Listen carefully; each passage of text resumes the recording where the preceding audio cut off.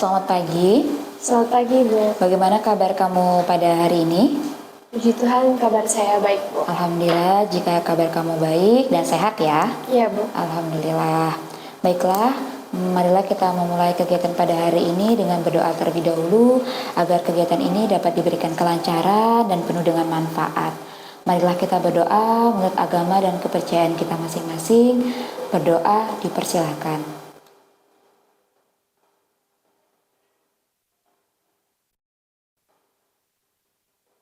Berdoa selesai. Saya sangat berterima kasih kamu dapat hadir di ruang bimbingan dan konseling ini. Saya juga mengucapkan terima kasih atas kesediaannya untuk dapat hadir pada hari ini. Dan saya sangat senang sekali dapat bertemu dengan kamu pada hari ini. Sama-sama, Bu, dan terima kasih. Baik, pada hari ini kita akan melaksanakan konseling individu. Namun sebelumnya ibu ingin bertanya nih kepada kamu, sebelum kamu ke ruangan ini, apakah kamu sedang melakukan aktivitas atau kegiatan yang lainnya? Iya, Bu, sebelum saya ke sini, saya ke kantin dulu karena ini jam istirahat. Jadi saya makan dulu untuk mengisi perut saya. Ya. Oh ya, ini jam istirahat ya. Berarti Iya, Bu. sudah makan ya tadi ya? Sudah, Bu. Dan sudah kenyang? Iya, Bu. Oke, dalam posisi yang nyaman? Iya, Bu, saya sudah nyaman. Baik, jika sudah posisi yang nyaman dan sudah kenyang tentunya, pada hari ini kita akan melaksanakan proses konseling individu. Apakah sebelumnya kamu pernah melaksanakan konseling individu? Belum pernah, Bu. Jadi belum pernah ya melaksanakan Bu. konseling individu. Apakah kamu tahu apa itu konseling individu? Tidak tahu, Bu. Oh, jadi belum tahu juga apa itu konseling individu? Iya, Bu. Baiklah, karena pada hari ini kita akan melaksanakan proses konseling individu. Terlebih dahulu Ibu akan menjelaskan apa itu konseling individu. Iya. Konseling individu adalah proses pemberian layanan bantuan yang diberikan oleh konselor kepada konseli secara tatap muka atau secara langsung, di mana konselornya adalah Ibu dan konselinya adalah kamu. Sedang proses yang kita lakukan sekarang itu dinamakan dengan proses konseling secara langsung, secara tatap muka seperti yang kita lakukan sekarang. Pada proses konseling ini, konseling individu ini tentunya bertujuan untuk memberikan pemahaman kepada konseli agar dapat memahami dan mengatasi permasalahan yang sedang dihadapi, baik permasalahan pribadi, sosial, karir, belajar maupun perkembangan lainnya. Serta konseli juga mampu mengoptimalkan kemampuan dan potensi yang dimiliki, seperti itu. Dalam proses konseling individu ini ada beberapa asas, namun pada hari ini saya akan menjelaskan 3 asas. Asas yang pertama adalah asas keterbukaan, yang kedua adalah asas kerahasiaan, dan yang ketiga adalah asas kesukarelaan. Asas keterbukaan adalah di mana kamu sebagai konseli secara terbuka dan secara jujur untuk menyampaikan atau mengutarakan apa yang sedang kamu alami atau apa yang sedang kamu rasakan tanpa ada yang ditutup-tutupi. Selanjutnya ada asas kerahasiaan, di mana asas kerahasiaan tersebut merupakan segala yang kamu sampaikan secara terbuka itu akan dijaga asas kerahasiaannya, akan bersifat rahasia. Jadi kamu tidak perlu khawatir ketika kamu menyampaikan hal tersebut bahwa hal tersebut tidak bisa terjaga kerahasiaannya. Jadi kamu dapat menyampaikannya dengan leluasa dan tetap Ibu akan menjaga asas kerahasiaan tersebut.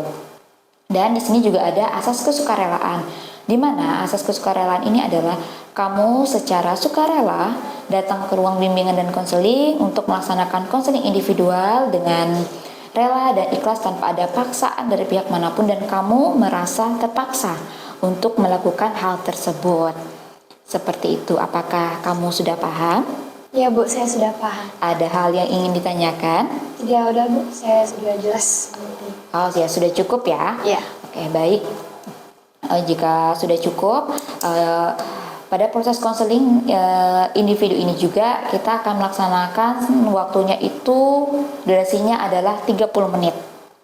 Namun jika kedepannya masih membutuhkan layanan lanjutan, maka kita akan menjadwalkan untuk konseling lanjutan insya Allah di minggu depan. Seperti itu. Sepakat? 30 menit? Sepakat, Bu. Sepakat ya. Baiklah. Ibu ingin bertanya dulu nih kepada kamu. Apakah kamu datang ke ruang bimbingan dan konseling ini dengan sukarela? Iya Bu, saya datang ke sini dengan sukarela. Tidak ada paksaan? Tidak ada. Berarti kita siap ya untuk melakukan proses konseling individu pada hari ini. Iya Bu. Baik. Namun sebelum itu, silahkan kamu untuk menuliskan nama dan menandatangani lembar persetujuan. Lembar persetujuan ini adalah artinya kamu siap untuk mengikuti proses konseling individu pada hari ini. Silakan untuk kamu baca terlebih dahulu dan kamu melihat setiap poin-poinnya. Seperti itu.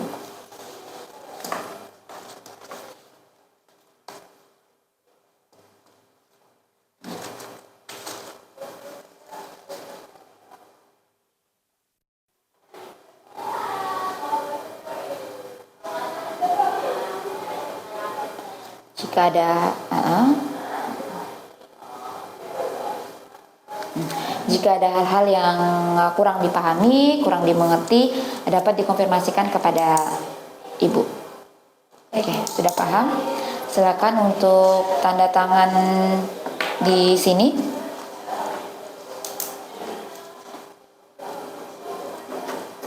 Oke, namanya.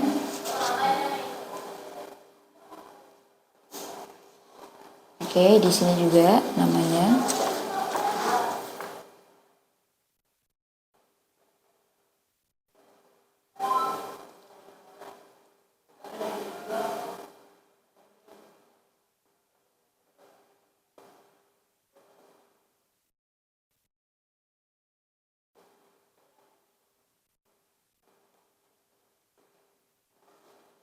Oke, sudah jelas. Sudah. Oke, terima kasih. Berarti siap untuk melaksanakan proses konseling individu pada hari ini ya? Iya Bu. Baik, jika sudah siap, mari kita mulai untuk melaksanakan proses konseling individu pada hari ini. Sebelumnya, Ibu mendapatkan informasi dari wali kelas dan guru-guru mata pelajaran yang mengajar di kelas kamu. Dan Ibu juga melihat perkembangan akademikmu. Kamu sempat mendapatkan prestasi akademik yang sangat tinggi. Namun, kali ini kamu mengalami penurunan. Apakah benar demikian? Iya Bu, itu benar. Dapatkah kamu menceritakan apa sebenarnya sedang kamu alami? Jujur Bu, saya juga bingung sama diri saya sendiri. Yang awalnya saya itu mendapatkan peringkat 1 di kelas, tiba-tiba turun drastis menjadi peringkat 12. Saya rasa mungkin karena saya terlalu banyak mengikuti kegiatan seperti menjadi sekretaris di OSIS, kemudian saya juga aktif di ekskul debat, dan saya juga terpilih menjadi duta genre. Dan saya rasa semua yang saya ikuti itu malah menyita waktu dan tenaga saya, Bu. Seperti itu. Baik, terima kasih sudah mau terbuka untuk menyampaikan apa yang kamu alami sebenarnya. Saya sangat menghargai hal tersebut. Kapan kamu mulai merasakan bahwa dari kegiatan-kegiatan yang kamu sebutkan tadi, kegiatan tersebut cukup banyak loh. Iya, Bu. Kapan kamu mulai merasakan bahwa kegiatan tersebut mulai mengganggu waktu belajarmu? Saya rasa itu dimulai saat semester genap, seperti setiap minggu selalu saja ada rapat, kemudian persiapan lomba, setiap hari selalu latihan, kemudian juga tugas-tugas dari duta genre itu juga sangat banyak. Jadi saya harus bingung, saya harus fokus ke semuanya, dan yang pada akhirnya malah membuat saya itu kewalahan sendiri. Seperti itu, Bu. Jadi dari yang kamu sampaikan tadi, sebenarnya Ibu menangkap satu poin adalah kelelahan. Jadi kelelahan ini yang membuatmu menjadi tidak maksimal dalam belajar. Dari semua kegiatan yang kamu sebutkan tadi, apakah dampak yang kamu rasakan atau kamu dapatkan?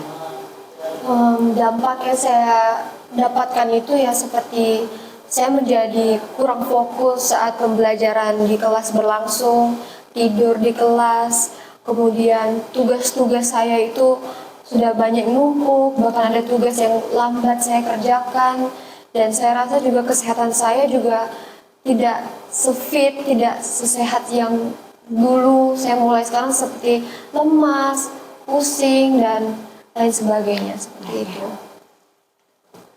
Berarti dengan segala aktivitas yang kamu lakukan ini mengganggu kondisi tubuh ya. Itu yang menyebabkan kamu menjadi tidak maksimal dalam belajar. Iya, Bu. Ibu ingin bertanya kepada kamu.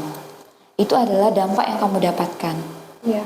Lalu bagaimana perasaanmu ketika kamu tahu bahwa nilaimu mengalami penurunan?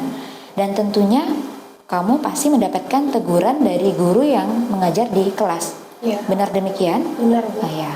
Bagaimana perasaanmu? Jujur perasaan saya itu sangat kecewa sekali. Saya tidak menyangka bahwa yang awalnya saya pikir bahwa saya bisa, saya mampu dengan semuanya. Saya memiliki ambisi yang tinggi, tapi ternyata semuanya itu tidak sesuai yang saya harapkan. Saya merasa saya gagal untuk mencapai prestasi saya. Kemudian saya juga malu dengan orang tua karena saya berharap dengan saya harap saya bisa mendapatkan kembali peringkat tadi, tapi ternyata tidak, dan saya malu karena orang tua mungkin juga kecewa ke saya seperti itu. Baik, saya memahami perasaan yang kamu rasakan sekarang. Saya memahami bahwa kamu sekarang sedang berada di dalam perasaan yang dilema. Benar demikian? Benar. Saya turut merasakan. Saya menganggap bahwa kamu sebenarnya anak yang aktif. Saya mengatakan bahwa kamu siswa yang hebat dan siswa yang aktif. Karena dari kegiatan yang kamu sebutkan tersebut adalah merupakan kegiatan yang sangat positif. Dan tentunya itu berdampak baik untuk dirimu. Namun, pada dasarnya, aktivitas yang kita lakukan tersebut harus kita sadari akan kemampuan tubuh kita, kemampuan yang kita miliki. Tubuh kita juga butuh waktu istirahat. Tidak selamanya harus melakukan kegiatan. Kegiatan tersebut baik, namun ada beberapa hal yang sebenarnya harus kita perhatikan, terutama dalam untuk tubuh kita sendiri, seperti itu. Kalau menurut kamu sekarang setelah yang kamu jelaskan tadi, yang kamu sampaikan, langkah apa sebenarnya yang ingin kamu tempuh? Langkah yang ingin saya lakukan ke depan, saya berharap saya bisa lebih bisa mengatur waktu saya. Mungkin seperti saya membuat jadwal mingguan, saya memprioritaskan apa yang menurut saya itu lebih utama, yang lebih penting. Jadi saya bisa berkoordinasi dengan teman-teman OSIS saya untuk mungkin tidak mengikuti rapat yang menurut saya itu tidak wajib, membuat jadwal mingguan seperti hadir ke sekolah dengan aktif, kemudian memilah tugas-tugas saya, tugas dari OSIS, debat, kemudian duta genre, saya pilah, kemudian juga tidur tepat waktu seperti jam 9 malam, kemudian melakukan sesi konseling. Baik.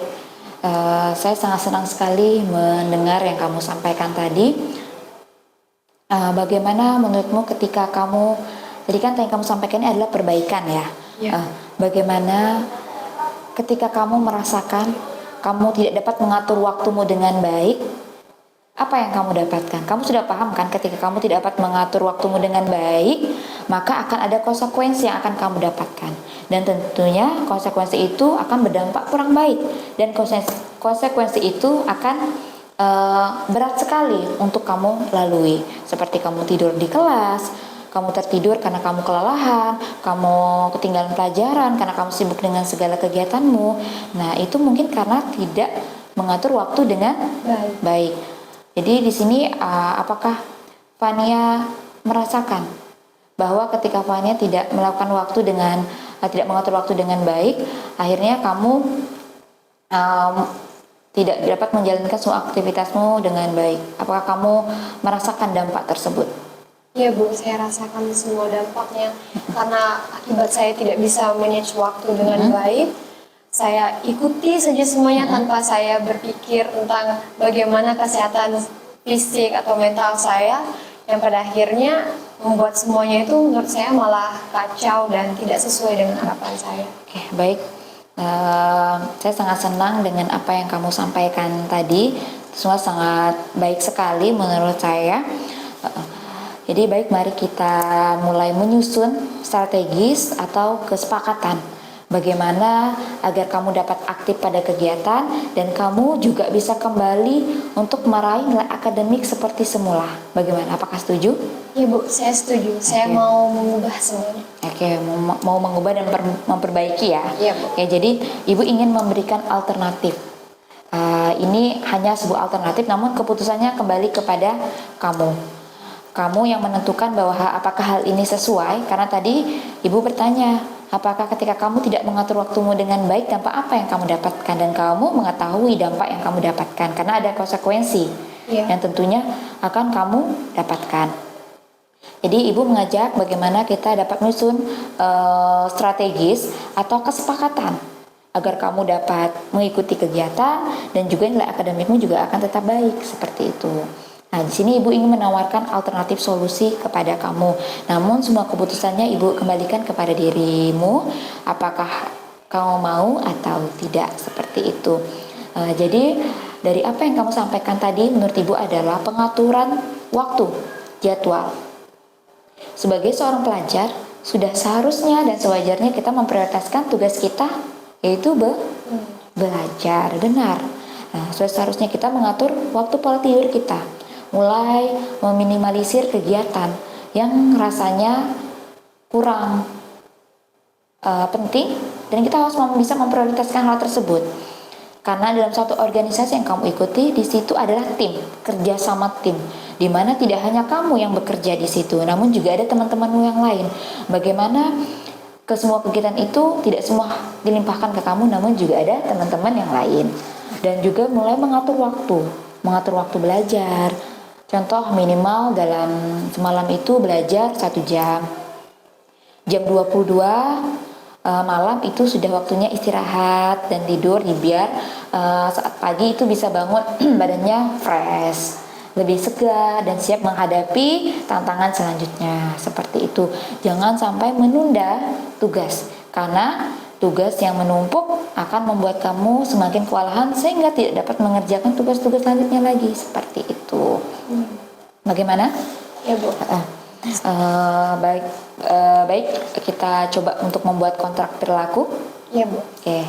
Mungkin bisa kamu coba sebutkan, atau mungkin adakah kontrak perilaku yang ingin kamu buat untuk kesepakatan ini? Contohnya yang seperti tadi alternatif yang Ibu sampaikan, mengatur waktu tidur, meminimalisir kegiatan yang seperti kamu sampaikan tadi. Apakah itu bisa kita jadikan kontrak perilaku? Bisa Bu. Oke.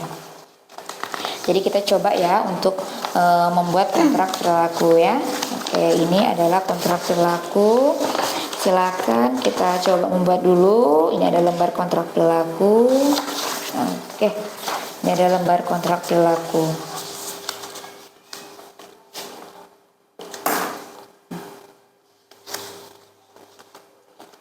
Ini adalah, silakan tuliskan namanya, dan ini kontrak perilakunya. Nanti mungkin bisa kamu tuliskan kontrak perilaku yang tadi kamu sudah sebutkan. Bisa.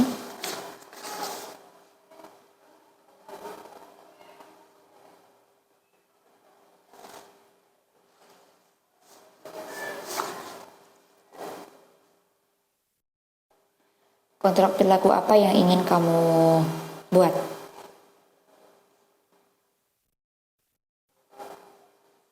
Mungkin dapat sambil kamu sebutkan kontrak perilaku apa yang ingin kamu buat, seperti yang kamu sampaikan tadi, mengatur waktu. Benar demikian?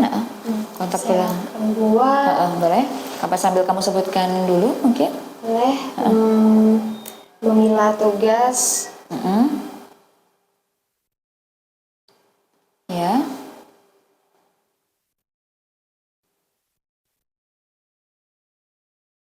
Memilah tugas ini maksudnya adalah? Maksudnya kayak menurut saya itu yang tidak wajib, atau maksudnya tidak terlalu penting sama yang penting. Jadi saya kerjakan yang paling penting dulu. Oh, maksudnya adalah yang akan dikumpulkan segera dan yang akan dikumpulkan mungkin berapa hari ya. Oke, seperti itu. Oke, selanjutnya.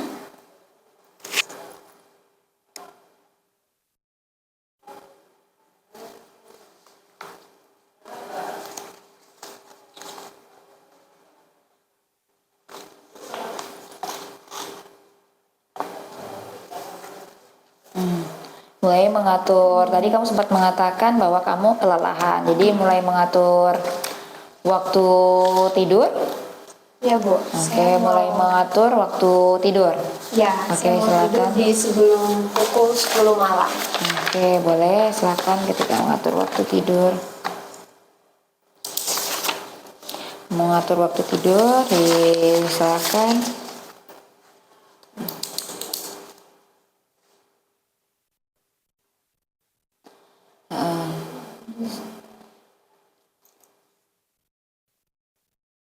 Selain itu apa lagi? Selain itu juga saya mau hadir aktif di sekolah seperti itu. Karena iya. saya rasa saya terlalu banyak izin. Dispen ya? Iya, Oh dispen. iya. Lebih banyak ya izin sama dispen ya, sama aja ya sebenarnya. Berarti gara-gara kegiatan yang kamu sebutkan tadi sehingga kamu ingin menjadwalkan kehadiranmu full di sekolah seperti itu. Iya Bu. Oke.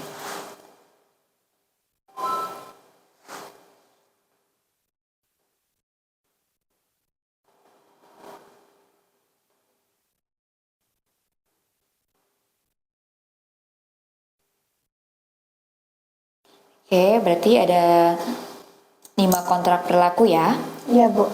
Mungkin bisa kamu sebutkan kembali. Jadi yang pertama itu memilah tugas dan utamakan yang menurut saya itu penting. Seperti tugas yang harus dikumpulkan segera itu akan saya kerjakan terlebih dahulu dan menurut saya itu saya mampu akan saya kerjakan. Kemudian tidur di jam 9 malam agar saya bangun pagi lebih segar lagi daripada saya bergadang. Kemudian hadir aktif di sekolah karena saya rasa saya sering banyak dispen, jadi saya sering ketinggalan mata pelajaran. Kemudian melakukan konseling agar saya bisa melatih mental saya agar mental saya itu bisa menjadi lebih baik lagi. Kemudian juga tugas sekolah diselesaikan setiap hari agar tugas saya itu tidak banyak yang menumpuk. Oke, jika demikian, baik, Pak, Nak, dari hal ini kamu sedang buat kontrak berlaku. Setelah ini, langkah apa yang kamu lakukan ketika kontrak berlaku ini dapat berjalan dengan lancar? Reward apa yang ingin kamu berikan kepada dirimu? Dan sebaliknya, jika kontrak berlaku ini tidak berjalan dengan lancar, punishment apa yang ingin kamu berikan juga kepada dirimu? Di sini, reward dan punishment ini adalah merupakan evaluasi yang kita berikan kepada diri kita agar ada perbaikan. Karena di sini kita ingin membuat kontrak berlaku, ingin mengubah perilaku seperti itu. Apa reward dan punishment yang ingin kamu berikan kepada dirimu? Bisa sambil saya tulis? Boleh, silakan. Rewardnya apa?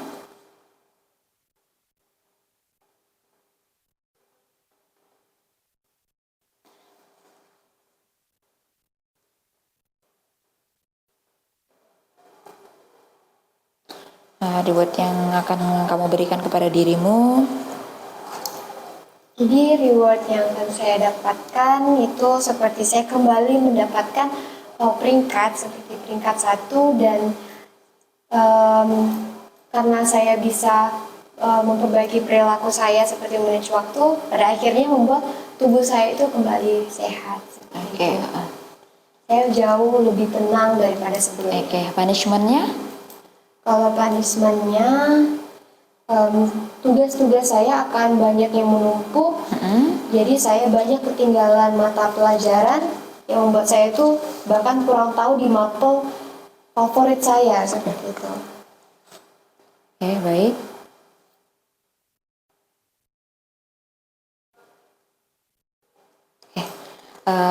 Sudah, baik, terima kasih telah membuat kontrak berlaku ini dan juga menyatakan reward dan punishmentnya. Sangat luar biasa. Dari pertemuan kita pada hari ini, bisakah kamu menyimpulkan proses konseling yang telah kita jalani ini?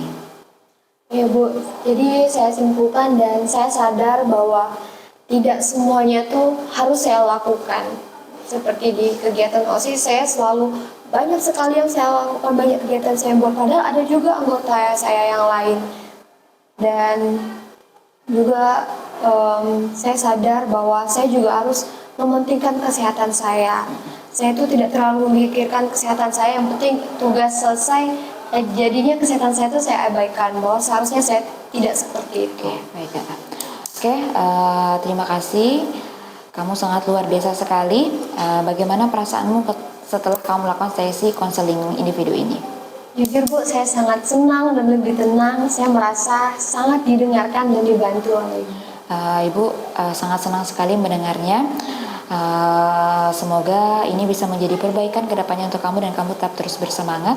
Selanjutnya, mari mengisi lembar evaluasi kepuasan konseli.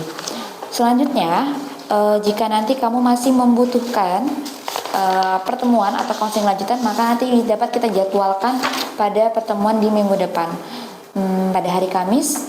Oh, boleh Bu? Nanti ke ruang bimbingan konseling lagi, nanti bertemu dengan Ibu. Ya Bu. Seperti itu, silakan untuk kamu mengisi lembar kepuasan peserta didik ini. Seperti itu.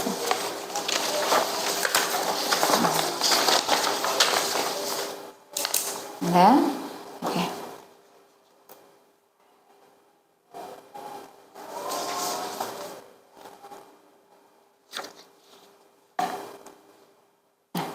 Sudah selesai? Oke. Sudah? Oke, jika sudah selesai, sudah kamu isi semua? Sudah dibaca dengan baik? Sudah Bu. Oke, baik. Marilah kita tutup sesi konseling individu ini. Baiklah, mari kita tutup sesi konseling individu ini agar semuanya dapat tercapai dengan baik, dan Ibu sangat berterima kasih atas apa yang telah kamu sampaikan tadi. Kamu sudah terbuka dan semoga kamu bisa mendapatkan prestasi yang gemilang dan juga kegiatannya bisa dapat berjalan dengan baik, namun tetap dipilah. Terima kasih. Marilah kita akhiri pertemuan ini dengan mengakhirinya dengan berdoa, karena tadi kita mengawali dengan berdoa juga, maka kita akhiri dengan berdoa. Oke. Berdoa dipersilakan. Berdoa selesai. Terima kasih, tetap semangat. Iya Bu, terima kasih banyak Bu.